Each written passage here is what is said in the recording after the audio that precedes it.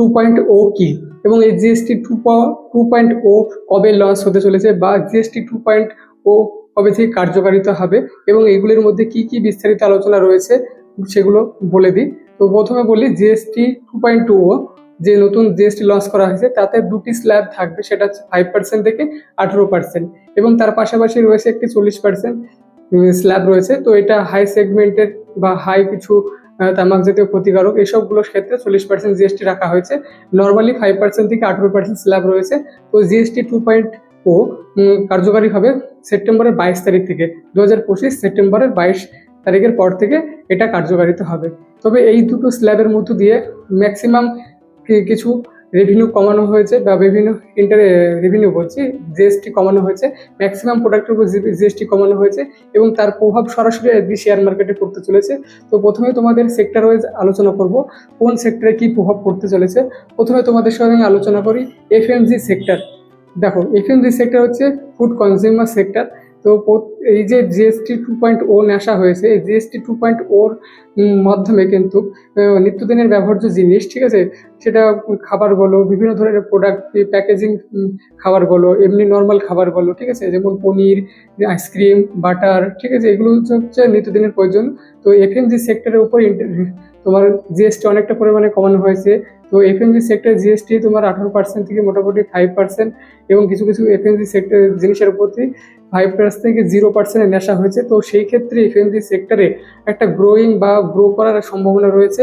তো এবার তোমাদের সঙ্গে আলোচনা করি যে এফএমজি সেক্টরের মধ্যে কোন কোন কোম্পানিগুলি সত্যি আগামী কয়েক মাসের মধ্যে বা আগামী কয়েক বছরের মধ্যে ভালো গ্রো করতে চলেছে।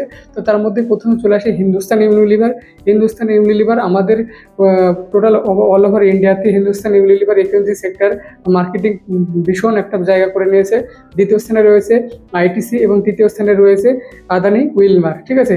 তো প্রথমে আমি তোমাকে বলি যে এফএমজি সেক্টরের রাজা বলা হয় সেটা হচ্ছে হিন্দুস্তান ইউনিলিভার। তো হিন্দুস্তান ইউনিলিভারে এত পরিমাণে প্রোডাক্ট রয়েছে এফএমজি সেক্টরের। তো প্রত্যেকটা সেক্টরে এফএমজির যে প্রোডাক্টগুলো রয়েছে তো সব ক্ষেত্রে তার জিএসটিটা অনেকটা কম হয়েছে, ফলে এফএমজি সেক্টর হিন্দুস্তান ইউনিলিভার মধ্যে এই স্টকটার মধ্যে আমরা গ্রো দেখতে পারি। তো পরে রয়েছে আইটিসি। দেখো আইটিসির ক্ষেত্রে একটু চাপ রয়েছে, বা একটু চাপ বললে অনেকটাই চাপের মধ্যে রয়েছে আইটিসি কোম্পানি, কারণ আইটিসি কোম্পানির 80% আর্নিং আসে তার সিগারেট প্রোডাক্ট থেকে। তো সেক্ষেত্রে এবং ভারত সরকার সিগারেট এবং তামাক জাতীয় দ্রব্যের ওপর 28% থেকে 40% জিএসটি লাগিয়েছে, ফলে এই রেভিনিউটা আসাটা খুব চাপের হবে এবং আইটিসি তার এফএমজি প্রোডাক্টে কিছুটা লাভ করলেও কিন্তু সিগারেট ব্যবসা থেকে আর্নিং বেশি আসবে না। সেই কারণে এফএমজি আইটিসি কোম্পানি থেকে বেশি গ্রো হওয়ার সম্ভাবনা খুব কম। তারপরে রয়েছে আদানি উইলমার একটা ভালো একটা পজিশনে রয়েছে এবং আদানি উইলমারের মেন প্রোডাক্ট হচ্ছে কি ফরচুন, ঠিক আছে, এবং ফরচুন তার ব্র্যান্ডের নাম। তো ফরচুনের যে তেল রয়েছে, তো আমাদের যে রান্নার তেল রয়েছে সেই রান্নার তেলের উপর জিএসটি 12% থেকে 5% করা হয়েছে এবং এর ফলে 5% হওয়ার ফলে কী হবে, তেল বিক্রয়ের পরিমাণটা বাড়বে এবং আদানি উইলমারের যেসব প্রোডাক্ট রয়েছে সেগুলো বেশি পরিমাণে সেল হবে এবং এর ফলে সেই কোম্পানি গ্রো হওয়ার সম্ভাবনা রয়েছে।